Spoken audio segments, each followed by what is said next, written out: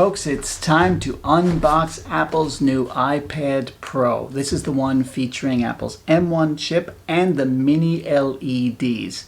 Big excitement. Can't wait to try it out. Here we go. Let's just cut into it. This is...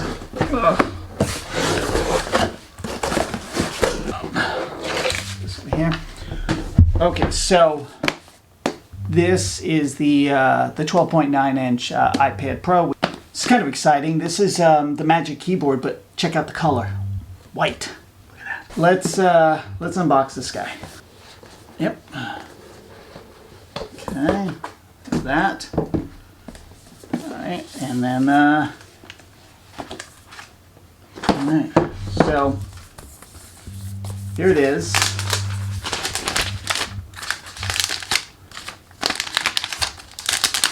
iPad Pro 12.9-inch featuring the M1 chip. Yeah, I've had an iPad Pro 12.9 before.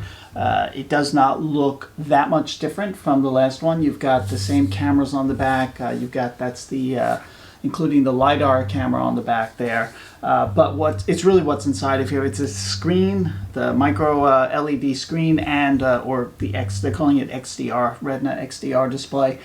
And that M1 chip. By the way, inside this box for the iPad Pro 12.9 5th generation, in addition to some paperwork, it does include the charging brick and cable, USB-C cable, but now there's Thunderbolt support inside the iPad Pro 12.9 5th generation, which means that you're going to have faster connectivity speeds. All right, let's open up the new Magic Keyboard. I already failed on that. I was supposed to pull that and all the plastic would just come right off.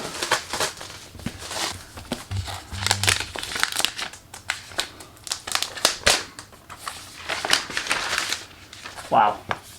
So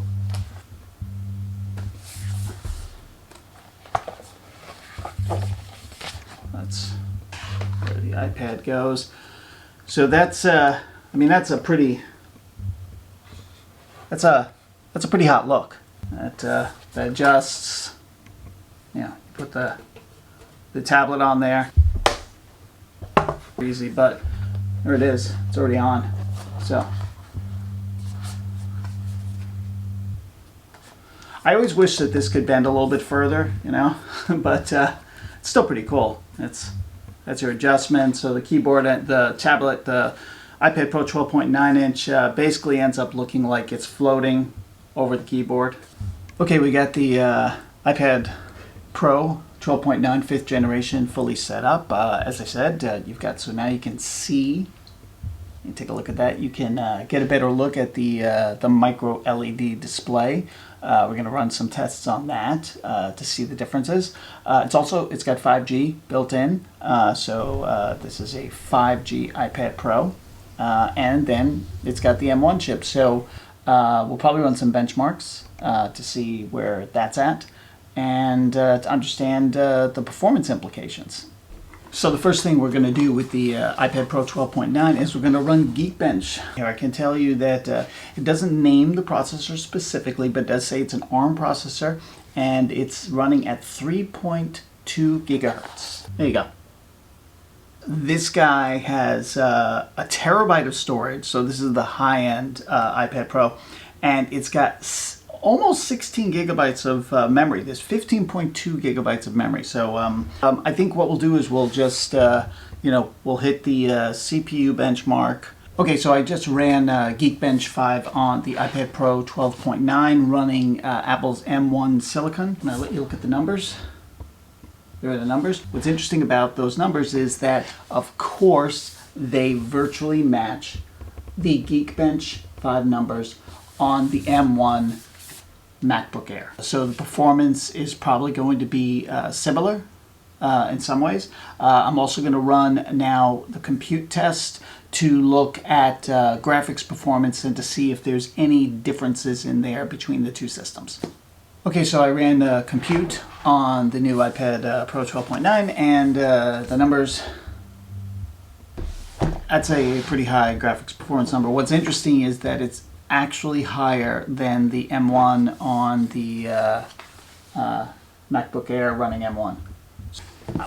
I'm not sure yet what that means because they both have the same number of processors and cores, 8 cores. So a couple other things about the iPad Pro 12.9. It's running iPad OS 14.5, which means that it supports the mouse pad or the trackpad and would support a Bluetooth mouse if you connected it to it.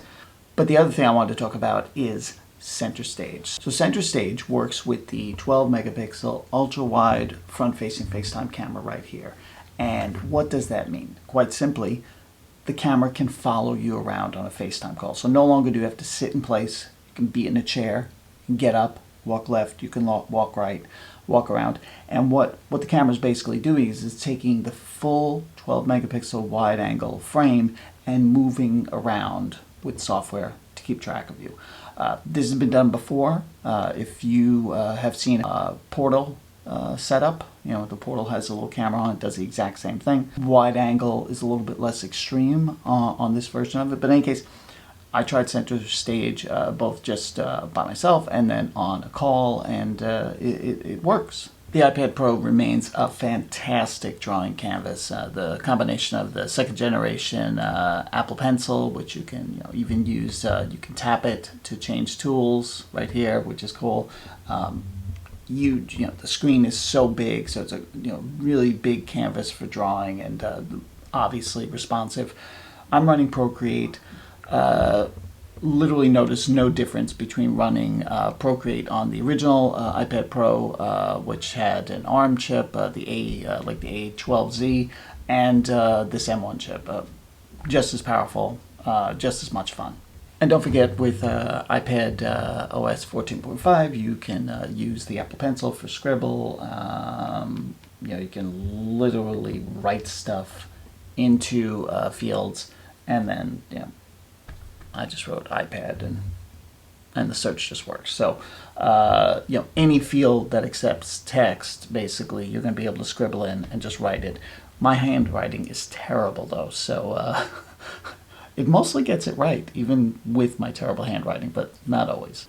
So I'm back here and behind the iPad Pro 12.9 on this side and an iPad Air on this side. And what I wanted to show you is that the Liquid Retina XDR display on this guy, 5.6 million pixels, and a 1,000,000 to 1 contrast ratio. So I've got actually a video here from Apple that hopefully will show a little bit of the difference. Okay, so just let's take a look at the quality differences between these two. As far as, one thing you can see quite clearly is the contrast difference. So it's a little bit more of a deeper black and brighter brights. Really you can see both of them. There is a difference. What we've got here on this side is mini LEDs, and the mini LEDs are different than the standard LCD display panel, where there's only going to be maybe 1 or 2 light sources. Mini LEDs each have their own light sources, which is how it better controls the contrast ratio. So you're just getting an idea of the differences. Let's talk a little bit about the cameras. We have a 10 megapixel ultra wide and a 12 megapixel wide camera in the camera array on the back. And of course we've got the LiDAR camera. The LiDAR sensor makes it possible to capture incredible 3D scans of your environment using certain apps. And it also makes it possible to play some pretty cool games where 3D objects can interact with the surfaces and the furniture and floors. The cameras on the back do a really nice job. Pictures are, you've got the standard, the wide, and then the ultra wide, and you can see sort of how you end up getting in a lot more of the landscape with that. This is kind of interesting because this is a portrait mode shot, and it's not done with any of the rear cameras. In fact, the rear cameras are not capable of portrait mode. Only the front-facing camera, FaceTime camera, is capable of portrait mode. So why is this interesting? We know that Apple can do portrait mode photography through a combination of the lenses and algorithms. We've seen it with some of the smartphones, the iPhone 12 and the iPhone SE, the second generation. So there's no good reason that these cameras on the back can't do portrait mode. Let's talk a little bit about battery life. Obviously, it's a 5G device, so if it's looking for a 5G radio, that could hit battery life a little bit. In my experience, what I found generally is that you get about 8 hours of battery life, 8 to 10. It really depends on what you're doing. I mean, if you're just playing video, you might go into 12 hours, honestly. But if you're doing, if you're using iPad OS to the full extent and running a lot of apps at the same time, got brightness turned up, get the 5G radio on, your battery life will probably go down a bit. Let's talk a little bit about price.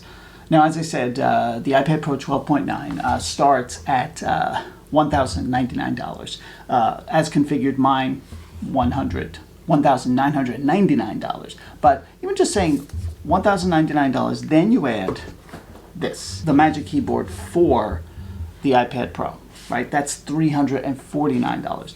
Then you add this pencil, second generation Apple Pencil, $129. All in, $1,577 for this base system. If you want, something that is like, going to be more akin to, say, a laptop. So something like Microsoft Surface Pro 7, which starting at $749, and then you add on a $129 type cover and a $99 Surface Pen, and then that's about all in $979, just under $1,000 all in. So you are going to pay a premium for this, but you're getting this beautiful big screen, the liquid retina XDR display with mini LED technology and a 1:1 contrast ratio that looks amazing. You're getting that M1 performance, which I think we're just going to keep talking about that Apple has created something special with its own silicon that others are going to be chasing. It's a do-everything device. It's not just a tablet for content consumption.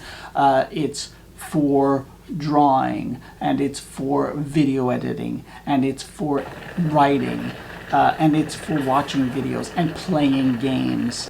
What do I think of Apple's iPad Pro 12.9 5th generation? I like it. I really enjoy using the iPad Pro 12.9. I have a lot of fun with it. I definitely recommend it. If you've had an iPad Pro before and you're looking to upgrade, this is probably where you're going. If you are trying to decide between a laptop and a tablet, and you're a big iOS and iPad OS fan, this might be something you want to consider. On the outside, this is a very familiar device. It reminds me of the last 12.9 iPad Pro, but obviously it's got the M1 chip inside of it, which, to Apple's credit, didn't change how it works, but changed the level of performance, which again, I'm not sure how hard you have to push this device to start to reach the limits of what M1 is capable of. Really am impressed by that. Thanks for watching. Remember to rate, review, and subscribe. Does include